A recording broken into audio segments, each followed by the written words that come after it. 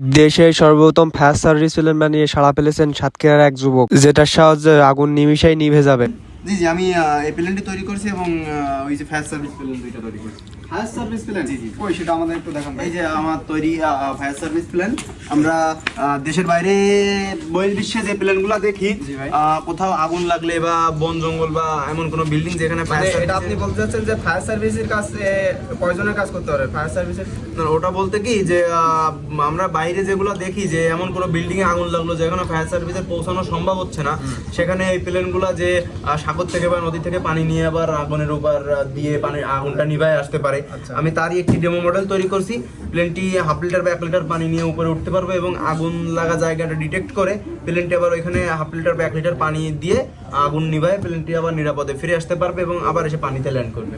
বাহ, এটা তো আসলে অসাধারণ। আমি তো এর আগে দেশে কখনো এমন কেউ যে উদ্ভাব জিনিস আসলে আপনার দ্বারাই সম্ভব সেটা, যে এটা বাংলাদেশে এখনো পর্যন্ত কেউ তৈরি করে নাই। এমন আসলে এমন চিন্তাধারা এখনো কারো মাথায় আসেনি আমার মনে হয়। না। ভাই এটা আকাশে যখন উঠবে তখন কতটা পানি নিয়ে উঠতে পারবে? এটা হাফ লিটার থেকে 1 লিটার পানি নিয়ে উঠতে পারবে। আচ্ছা, এ বড় পরিসরে কি বানানোর ইচ্ছা আছে? হ্যাঁ, এটা আরো বড় পরিসরে তৈরি করার ইচ্ছা আছে। আচ্ছা, এটা আমাদের একটু ঘোরায় ঘোরায় যদি দেখাতেন ভাই।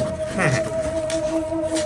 দর্শক আসলে আপনার একটা জিনিস দেখাই ভাই, কিন্তু এখন আসলে এই যে কার্যক্রম এখনো কিন্তু শেষ হয়নি ভাই। পানি যখন নেবে সে তো পানি কোন সাইড দিয়ে উঠাবে? এটা পানি নিচ থেকে উঠবে।